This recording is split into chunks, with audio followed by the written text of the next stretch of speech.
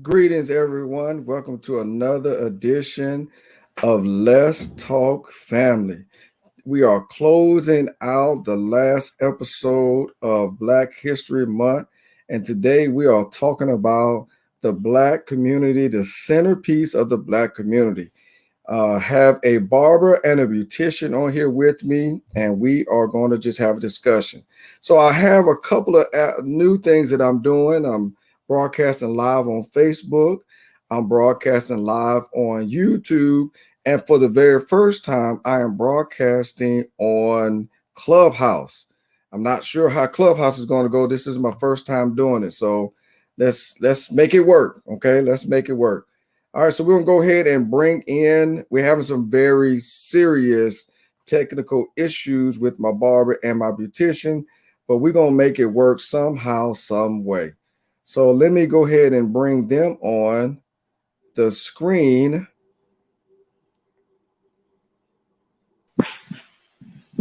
All right, Mike, how are you this afternoon? Hey, how you doing, Warren? I'm good. I'm good. Right now it's just me and you because fam can't get on right now. Yeah, she's still having some difficulties right now. Yep, but you know, we're gonna make it work, right? Yeah. So go ahead and tell us a little bit about yourself. Yeah, my name is Mike. I'm retired military, retired Army vet. I've been cutting hair for 12 years, but professionally 4 years. Located on the north side of town, and I love what I do.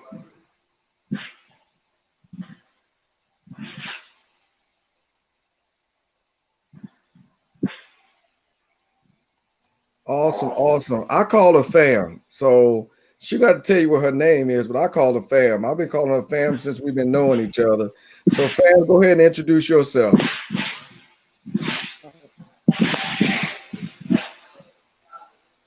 Okay, my name is Talia Williams, and I have been doing hair for years now. Started when I was 13, and I'm 40 now, but I've been licensed since 7. And I pretty much, I love helping out the community and giving them my service, and I just love what I do, and I wouldn't want to do anything else. So that's about it. That is awesome. All right, so we're just going to jump in. And you know, at Let's Talk Family is really just all about having a conversation. It's an interview style, but it's really just a conversation that we're going to have. And the focal point for today, as we close out Black History Month, is really looking at how the barbershop and the beauty salon have been the centerpiece of our community. So that's why I brought you on, just to talk about your aspects of what you have done in the Black community. All right, come on, tell us, how long have you been a barber? Tell us what inspired you to do that. Actually, I've been a barber I've been cutting hair for 12 years. I've actually been a barber licensed for 4 years. I actually got started in why I wanted to be a barber was as a kid. That was the place that you went to that there was guys in there that can mentor young kids that may have grown up without role models or people they can look up to. You can go in there to have casual conversations about any and everything, and that's one of the reasons why I wanted to be a barber, is to be able to give those type of experiences to the youth nowadays, which I think we're not getting. There's so much social media out there, and kids get influenced by all the negative stuff instead of understanding that in order to really do something, you got to be around positive people and actually interact with people, not just interact through social media. So that's one of the main reasons why I wanted to be a barber and to cut hair too. And that's really the main reason for this show, exactly what you said. Like, we got so much information at the barbershop and the beauty salon growing up, you know, and it was just like when you go home, you know, me and you being both military, we go home, one of the first two places we go is the barbershop or the beauty salon. So that is why, like everything you just said, is why I want to do this show. So, fam, tell us, how long have you been in hair? A Yep. weaveologist? I like that. How long have you been a weaveologist, and what sparked your interest? I have been a weaveologist licensed since '07, and I just was doing it for a long time ever since I was young. And I just every job I was on, even though if I got off work, I would still have to come home and do people's hair because I just loved my work and everything. So I just decided, instead of going and do another job and come home having to do hair, why don't I just make this my profession?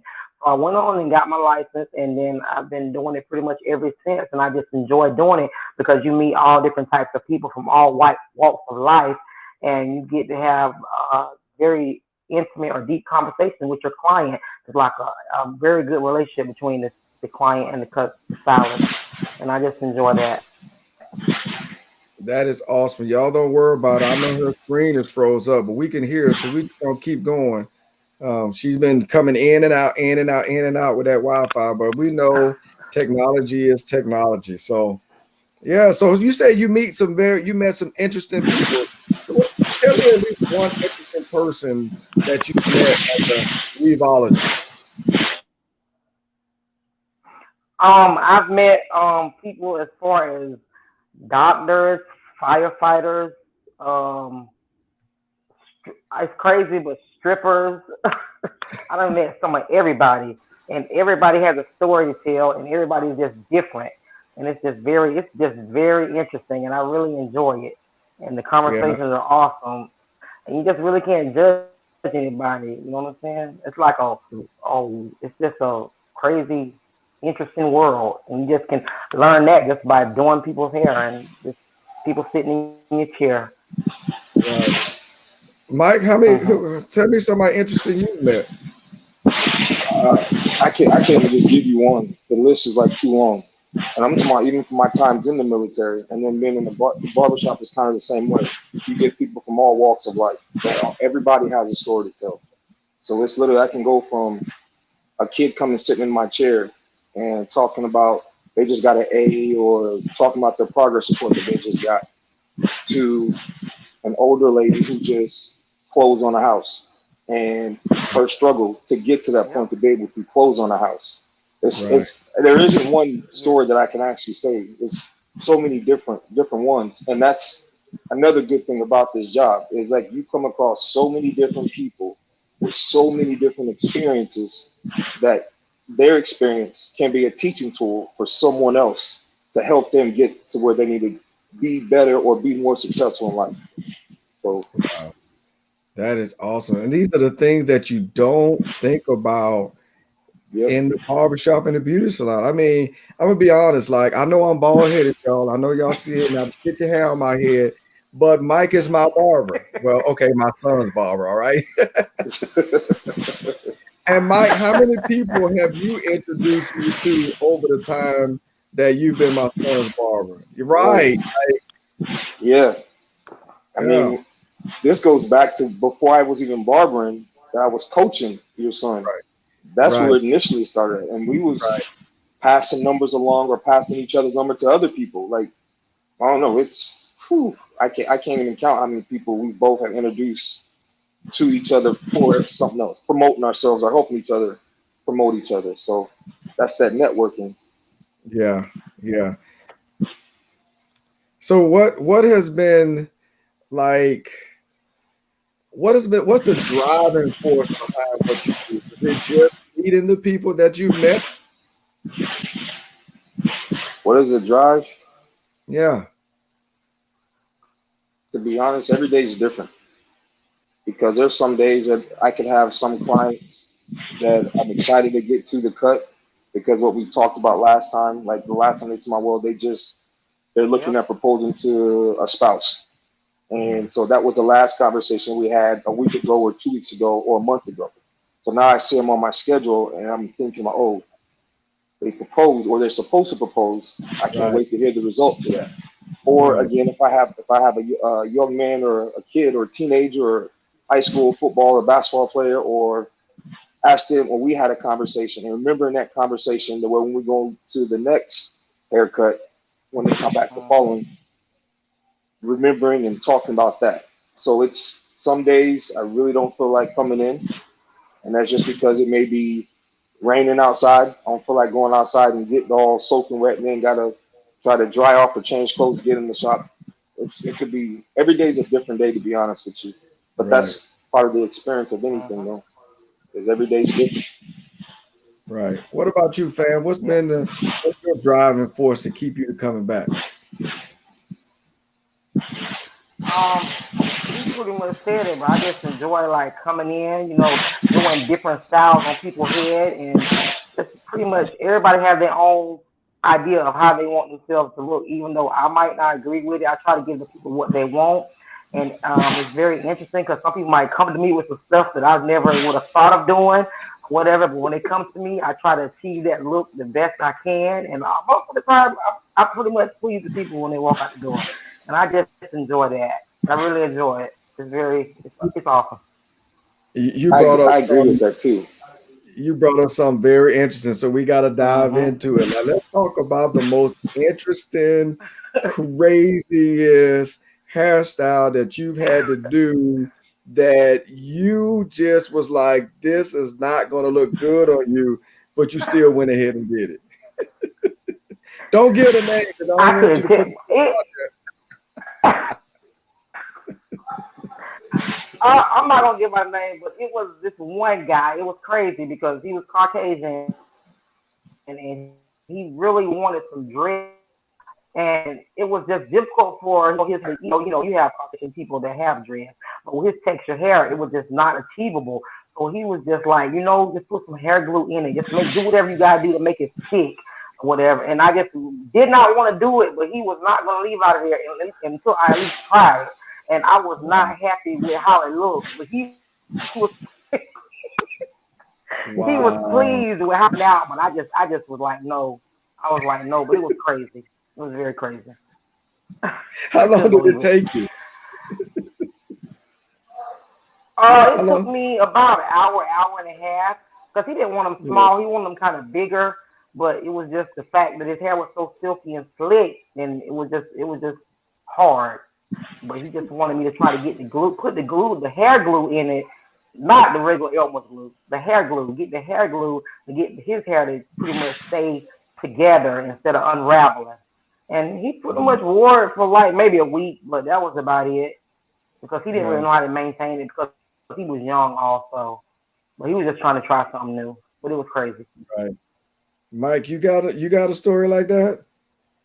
I don't have a story like that. I think that's way more drastic than anything I've done. I just I've cut that young lady's hair. She had a lot of hair and she wanted it short, and I was like, "Are you sure you want to do this?" And I was just taking it a little at a time because it's a drastic difference for a woman versus a man to chop their hair off. And Right. it got when I got Yep. finished with it, she started crying, and I was like, Wow. but it wasn't from me messing up the haircut. It was just the fact like she couldn't even imagine herself looking like that. Like she thought she wanted Yep. it, and then she realized when it happened, he was like, "No, I don't want it." So it was Oh, like one of those things, and I Mhm. couldn't do anything, and that's Yep. and that's one of Yep. the hardest things. So ain't no takebacks, huh? Yep. nah, that's why a lot of times they ask Mm-mm. you two or three, four times, "Are you Not at sure you want to all. cut this off now? Are you sure you want to cut this off?" And they'll be like, "Yeah, yeah." And Yep. then once they see it all That's gone, it's true. like a shock. But that's probably one of the Wow. hardest cuts I've had. I would have never thought. Oh my gosh. Yeah. Ooh. So what did she do? Like, I mean, she had to take the haircut, but I'm saying, like, Yeah. did you keep up with it? Did she grow her hair back? Oh, I still cut it to this day. Oh, She still, yeah, she just keeps it short. But the first one, it was like Yeah, get rough. used to it. Yeah, oh, So that's yeah, fun. she still comes to me. She keeps it short now, but at first she didn't like it. But Wow. yeah, I don't know. That's Okay. I just wonder how would that have looked in the barbershop um had I been there. Like I probably would have had to get up and leave because I probably wouldn't have been able to take all that. How long was but the you know, hair? but you know what? That's not like a uncommon thing that happens to a lot of other barbers or stylists. So we all kind of, when we Mhm. see it, we all kind of know what the other barber is going through. Yep. You feel bad for the person. You're not necessarily feeling bad for the barber. The Yep. barber did what they're supposed to. It's just Right. the person is shocked, Mhm. and The that's the part person. that you got to try to That's help them true. get past. Yeah. So there's Yep. not really That's so anything anyone can true. do. Yeah. And I'm pretty sure that people understand that too. It's just that shock. They wasn't expecting. Yep. It wasn't like they took a little bit off at a time. They went Drastic. to the extreme all at once. It wasn't like a gradual process to where they can adapt to the hair getting cut off and getting shorter and shorter and shorter. They just go from Mhm. long hair to next to no hair. So Mm. you can't really do Yep. anything about it. Wow. You done messed me up because I would have never Crazy. thought about that. Like that is so Mhm. there has been and both of you have said it, but there is a new trend that's going on. And I say new because when I was younger, this wasn't the thing. Like when I was younger, the men went to the barber shop and the women went to the beauty salon. But now you have a combination of both. Like what change has that been? Or like how's that change been? To even add to that, going back to the time that you're talking about how the barbershop changed, barbershops are so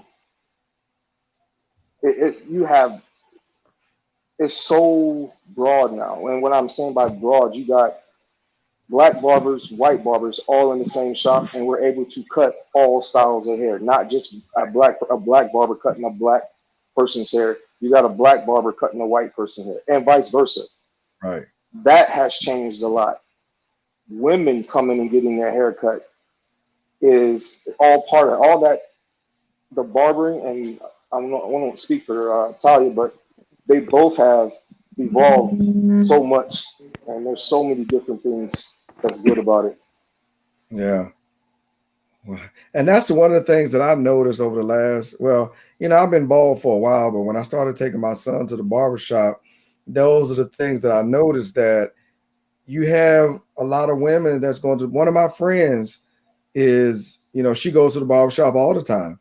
And this is Mm. just, and maybe because I was out of the barber shop for so long, it's still an adjustment phase for me, just to see. Because, one of the things that we talked about is when we were younger, that's where we would talk about man stuff, Yeah. and that's where women talked about women stuff. But now you have the interchange of the two. That line is blurred a little bit. It's still the centerpiece of our community, but the line is blurred a little bit. Things have changed. Yeah, I see that has changed. I just don't think that we really adapted to the change in the way that we should. I think Mhm. we still should be able to talk about those exact same things that we used to, like being all male inside of the barbershop. I think we need to be able to be more open minded to be able to talk about things with women and vice versa. And it shouldn't be certain things only get talked at certain times. You know what I mean? Because at the end of the day, like with social media being the way that it is, we as adults need to make sure that that's not what teaching our younger community. And so, if say for instance, if a young man comes in here and there's a lady that's a female barber, but yet he is thinking about having sex, should he be able to have that conversation with his barber that he trusts, that he's come to for advice any other time? It should be a conversation that if he wanted to get insight from someone else in here, from Mm, another perspective, like a lady standpoint of it, that could not saying that promoting. I'm saying like telling them not to do it, or if you're going to do something like that, you need to be doing this. You know what I'm saying? I'm not promoting that, so don't please don't anyone don't confuse it like I'm saying like it's okay for kids to talk about or do this stuff. I'm simply saying like we need to talk to these kids about it because they're learning the wrong way. They're learning from social media. They're not getting advice from us adults, and that's one of the things Yep. that I think that we're lacking in not or in the Yep. barbershop. We're not able to have these conversations. So wow. That's a good point. Fam, I know you've been in and out, but we're talking about how the beauty salons and the barbershops now are intermingling far as, males and females. Because, when we were younger, males went to the barbershop, females went to the beauty salon, and then we would talk about man stuff or Yes. woman stuff. But now those lines are blurred because you have both in both. So what is your aspect on that? Yes. What aspect have I you seen pretty that much change? like it because I have like at least 30 or 40% of my clients. Huh? Go ahead. Go ahead. I just feel like half of my now I have about 30 or 40% of my clientele is male. So I do a lot of as many males as I do females, and the Uh, conversations are different between the two. But you got to be able to deal with both or whatever as far as what the entertainment is around. I have a lot of female customers that don't feel comfortable getting service while there's a male in the salon also. You know what I'm saying? So I try to schedule my appointments, so when if the female does come in there, the male client is not around. Or some females don't like for guys to see them when they're transforming. They don't want males to know all their secrets. I done had females say that they refuse to come into the shop or whatever because I was working in the barber shop. And then I had uh, females that loved it. They was like they would make appointments just to come in there and hang out in the barber shop. So it just depends on the person. But it's crazy. Yeah. And also with the uh, males also. You know what I'm saying? yeah, I know. Growing up, So you it's didn't very walk into different. growing up, you didn't walk into the salon and you didn't see a female walk into the barber shop. You just did not. Mm-mm. Yeah, and when it Oh happened, my time God. stopped. Like everybody just stopped talking and everybody just paid attention to and it wasn't like what you doing in here. It was just like, oh, we got a female in here. Yeah. Yeah. It's interesting how that has evolved over the years. That's Yep. that that's real interesting. And they go back to the Yeah, a very good point you just said, like that should open the door for better communication among people. It really should. You're Yeah. right. Yeah. So yep. far as how do you feel far as your role in the community? Like how do you feel your role? Because we don't talk about the barbershop and the beautician being the cornerstone or the centerpiece of the community, but truthfully, you are. How do you feel about that? Uh, I feel two ways with that. And the one way is I think a lot of times why the barbershop is not looked at that way is it's not looked at a place to gather and socialize. It's just looked at a place as going and get a quick cut and get out. They don't look at that. They don't go in there for that experience, for the conversation. They go in there just to get a cut and then be gone. And I think that's why it's changed so much and why it's not the centerpiece no more. Because don't get me wrong, there are some people out there that like the experience of having a 30 to 45 minute haircut because they come in there and relax. It's like that's a man's like a woman's Medicare and pedicure is that Mhm. time in that chair. So there's a group of people that like that whole experience and that relaxation of it. But it's not a place that where people go in to sit down to mingle like that anymore. It's like libraries. You don't see that like libraries. That was like one of the things that you did a lot back in our day. People don't go to the library as much because they can just go on their phones and look up stuff that way. So I just think with technology taking over so much, people don't value those little small things like sitting in the barbershop, having a conversation, talking about, hey, did you hear about the local team and how they played on Friday night? Like those aren't things that people go in the barbershop to want to really sit down and talk about. They just want to get a cut and just leave. So I think it's just social media, or not social media, but just technology and stuff, and people are so busy they don't have time, just want to go and sit there and talk. So that's how I see it. What's your thoughts on that, fam, with the change in the times and how your role in the community? Yeah, I didn't I answer think that we part. have a big role because if you look at the community, it's like when you see people walking and you see somebody in the store, you like, and they have a nice cut, you be checking all that out, and you be like, a lot of us be like, we the ones that make the reason why they look as good as they look, how they look good on Sunday morning going to church or going in the pulpit preaching with that fresh cut. Like, man, I did that. Or the kids going to school for the first day of school with their fresh hairdo or their fresh cut or stuff like that. We play a major role as far as going on your date, going to the club, or before you go in the club, you come hang out at the barber shop Friday night, get Yeah, your fade on, and get your doodad with your lashes and all that good stuff. It plays a major role in the community as far as that yeah. goes. Yep. That's interesting. So, and I never thought about that. Like you walk through the neighborhood and you see your work. Like you see your work. Your Mhm. like no barber, Yep. no beautician need any business card. You don't need a billboard. You don't need Mm-mm. any of that because somebody gonna walk up No. to you and be like, hey, who did your hair? That's normally how it works. That's how you find your barber Yep. and your beautician. Yep. Yeah. They have the new That's true. phrase. That is so true. Y'all you're no longer barbers and beauticians. Am I correct? You are hairstylists.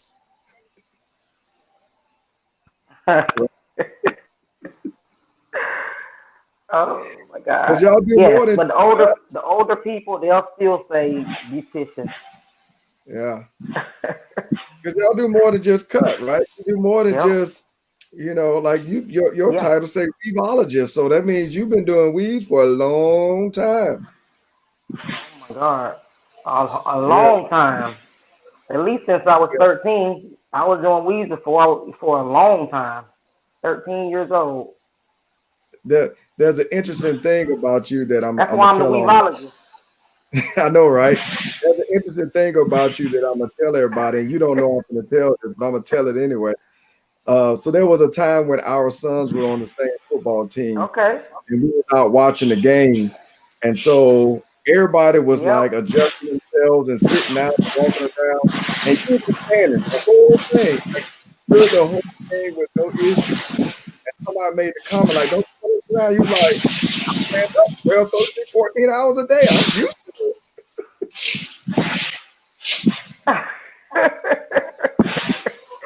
Oh Lord. That's funny. Yeah, y'all experience things a little different, like I would have never Yes, thought it about is. standing up for that long. But that's something that y'all do. Mhm. What's the Yep. longest time Been doing you've it been for in the so head? long. The longest time I've been in the head was about 11 hours. Are you serious? Yes. Yes, but I was doing some very, and I only could do maybe two heads that day. But I refuse to do that again. That's something that I have no desire to do again. That's something that I just don't. The money ain't even worth it. Yeah, It's not even worth the money. yeah. You know. Have you done any hair shows? Yeah, we went to. I went to two in Atlanta, and then I went to one in Orlando. And you learn a lot. That's where you get all your deals on your cakes and your supplies and your chemicals and just things that you need. And also you take classes and you learn different techniques and all different kinds of things. It's an experience. I really enjoyed the one in Atlanta the best. It Yeah. was very nice, very nice. They have like runway shows that you can get your hair did live there, become a model. They give you different techniques and stuff. Oh wow. It's fun. I enjoyed it. Mike, Yes. have you ever done a hair show? Nah, I was actually planning on going to a hair show last year, but COVID hit, so I Yeah. haven't had a chance to go to a hair show yet. Yeah. Yeah. I was, I sell beard oil, and I've been thinking about. Actually, I had signed up to do 2 hair shows last year, Hmm. so I can promote my product. But again, COVID hit the second one, and the first one it was a double booking, and I couldn't make it. So, fam, you said something about chemicals and products. So, talk about that. Like, what kind of chemicals and products? How have that changed over time? Because you know, we have gone through a lot of changes when it comes to our hairstyle and how we display our Yeah. hairstyle, from the afro to shag Mm-hmm. to now the big thing is going natural. Yeah, everybody's pretty much going natural, and it mainly come from that show that ever since everybody seen the show Good Hair with Chris Rock, when they seen where the Yes. relaxer, how the relaxer was really made and what it did to the hair, that's when we experienced and really noticed that a lot of the African American females were starting to go more natural because they were seeing how harsh it was on the natural hair.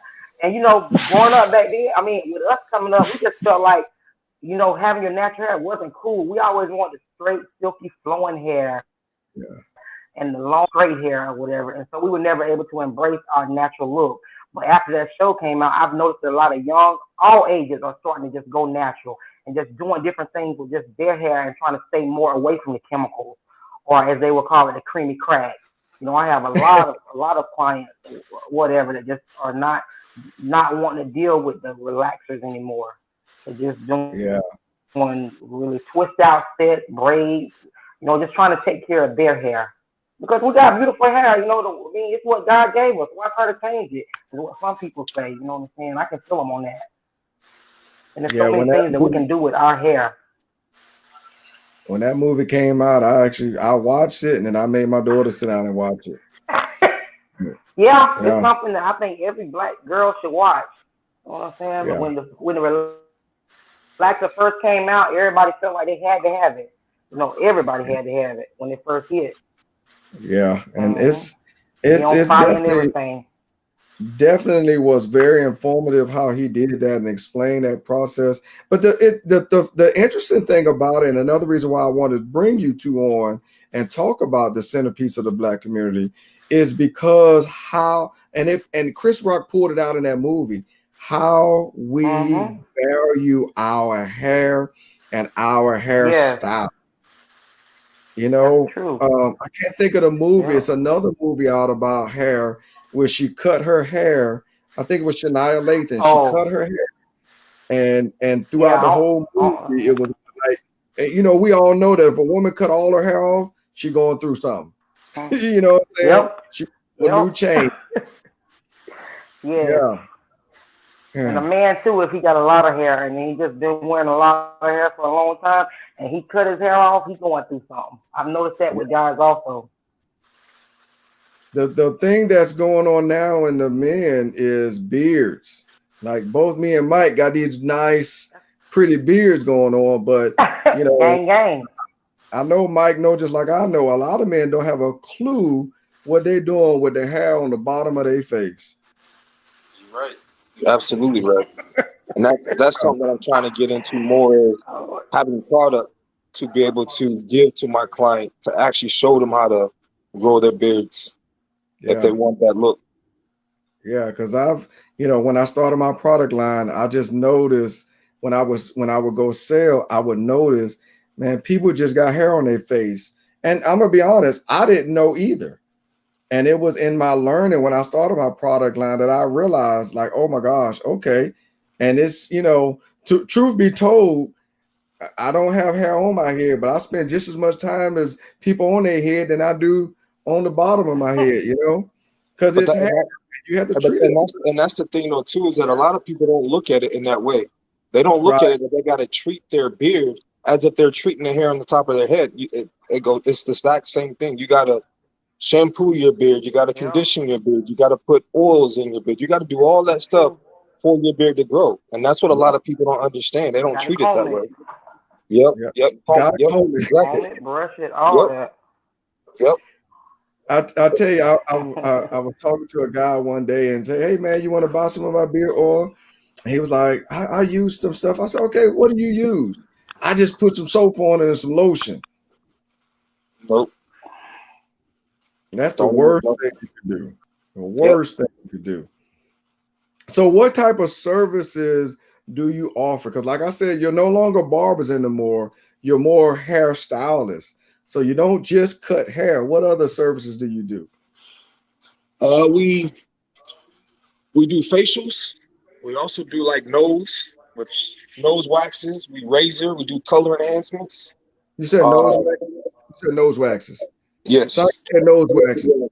Like you said, no. Did you say nose waxes? Yes, I did. Nose wax for like a lot of men that have a lot of nose hair coming out, and they don't want to sit there and keep having to use some trimmers to get up in there. You can actually, we have like some wax that you can put up in there and pull it out to where Wow. so there's a lot of services that we offer. But a lot of those services that we offer like that, those are the gentlemen that want that that long hour in the chair, that therapeutic session where they get to lay back and just enjoy the process of getting your hair cut, getting your beard lined up, your beard conditioned. We even offer we even shampoo and condition beards also.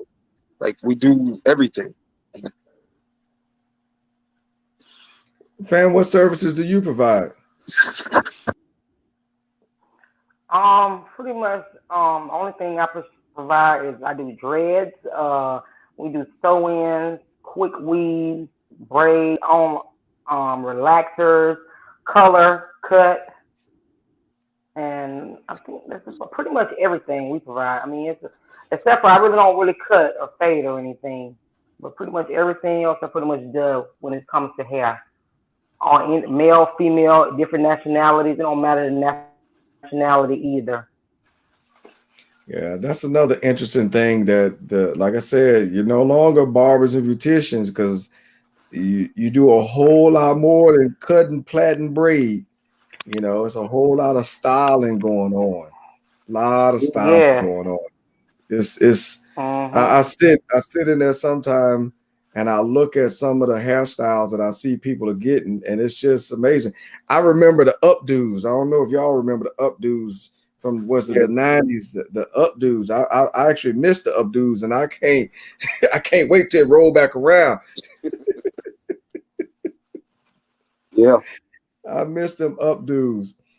Mike, do you do any crazy designs in the hairstyle?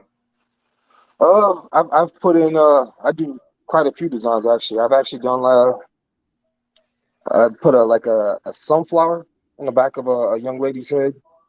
I've tattooed football numbers or basketball numbers in kids' heads. I've done one, the LSU, and that's probably my favorite one. Of course it is. Yeah, there it is. Yeah. So tell me about the conversations that y'all have in your salons. Like, how do conversation? I think we kind of talked about this a little bit. Conversations change, conversation starters. Like, what's the best time of the day for the conversation? Like, tell me about the conversations.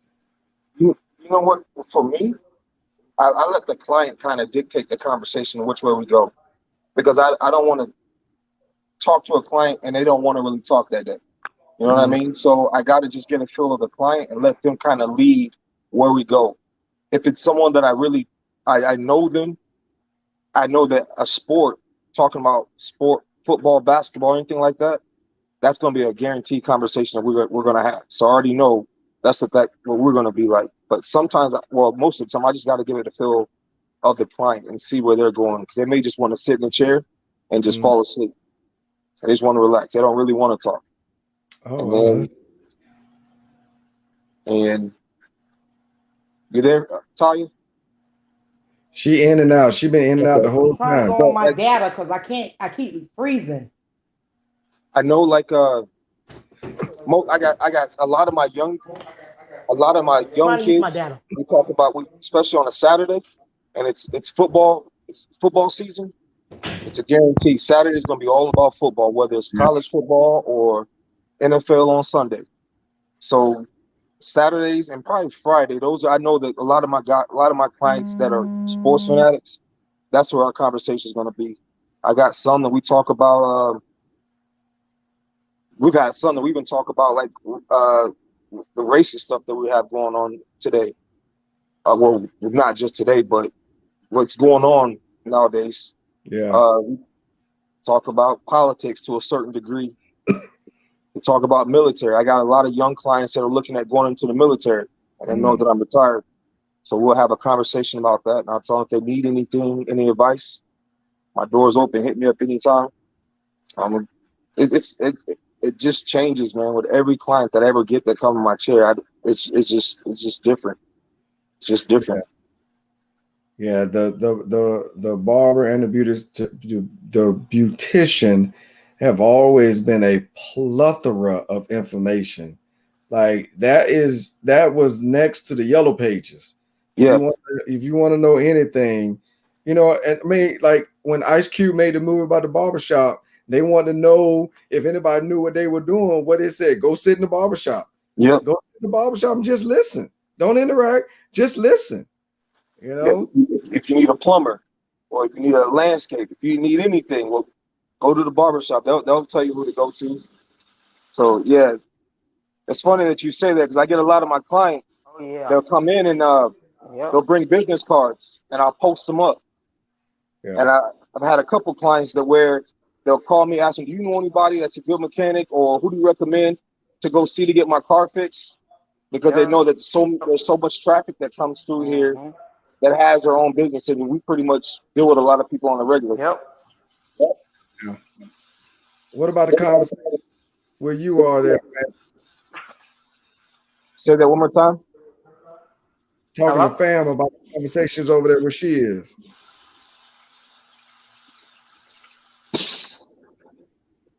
Oh, it'd be crazy conversations, people talking about their kids and how they're doing in school or their relationships and how hard it is to find a man or how hard it is to find a woman. And I know you got plenty of different, you know, of the opposite sex that come in and out of here. I know you know somebody. Could you hook me up with someone? Or as far as how was your day at work, you know, on the job or whatever, what's going on with their, you know, in their spiritual life. It's just different things, clubbing or going on vacation, just all different things. People talk about anything. They feel like they can feel comfortable enough. They trust us, you know what I'm saying? And I just feel like that's how it should be. If you sit in my chair, whatever we talk about is going to be between me and you. If it go any further, it'll be on you. I feel like I don't even take it home. You know what I'm saying? Because that's a relationship that you build with the person that you're servicing. And that's how I think it should always be. So not only are your hairstyles, they feel like they come in, and I'm talking about people. Huh? Yeah, because it be people that I've never even done before. They don't even really know me. Yes, and I mean, I can be my first time ever servicing someone, and they just feel comfortable enough to just sit down and just tell me everything about their whole life, like as if they can trust me. And I like for someone to feel like they can be that way with me, because you know what I'm saying. That's how it should be. Right. Well, what we're gonna do now is we're gonna transition right before we end the show, and let's talk about the effects of COVID on you as a barber and a beautician, because that particular job here in Florida got shut down. Well, actually in nationwide got shut down for about 2 months. And folks was around here looking real bad and feeling real bad. Yeah, that's true. That, you know what, that affected me a lot because I had to shut down for 2 months, and I'm just now starting to get a lot of my clientele back. Like it took a while because people were hesitant to come back in the barbershop, especially since we interact with so many people. Tight, but we had to show a lot of our clients how we did the best we could by putting up like petitions, making sure there's enough discipline, because making sure how we sanitize or disinfect the work at every station after between each client. We had to do a lot to show them that we're trying our best to be as safe and as clean as possible. And so it's just now starting to come back where a lot more people are starting to come in. So, fam, I know you've been in and out fooling with that Wi-Fi, but right now we're just talking about the effects of COVID on your business and on what you do. Like, how has COVID affected what you do? It has affected it a lot because, you know, I have an elderly clientele, and a lot of them, they're scared. You know, they want to get their hair did, but they really don't feel safe about coming out. And when they do come out, you know, you go in some salons, you have multiple people in the salon. You know, we try to service more than one person at a time. But a lot of our elderly clients, they specifically want to make it known, you know, I don't feel comfortable if you got anybody else in there. Or they don't want to have anybody 6 feet around them, you know, or they be looking around every time the door opens, trying to make sure nobody's coming in. And a lot of times, Right. if they feel uncomfortable whenever they do come in, a lot of times they won't come back, you know what I'm saying? Or they'll try to, you know, hold off as long as they can, so they won't come back as often as they normally would if COVID wasn't around. So it's Right. real hard, and you limited to how many people you can do at a time, really, with the COVID being out there. Yeah. Okay. Well, we're gonna go ahead and give closing remarks. This has been a very interesting show. The Wi-Fi took the show and did what it wanted Yes, to it do, but we is. still failed and still had a good show. So, Mike, go ahead and give us some Yes. closing remarks on, you know, what you want to tell us a little bit about who you are, where we can meet, find you at, and stuff like that. Yeah, again, my name is Mike. Well, actually, my Instagram information is Mike's underscore fresh cuts, and I'm located on 914 North Furdon, across the street from the L House.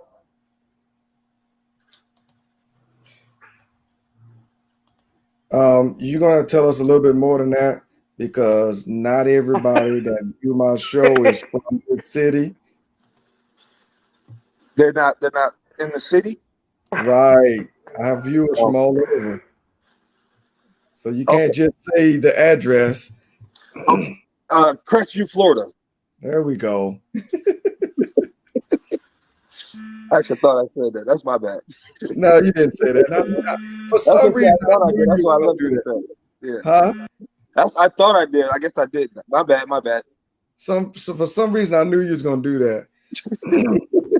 She locked up again. Can you hear? Oh, she's gone. She's going. She might be restarting. Again for like the Yeah. umpteenth time.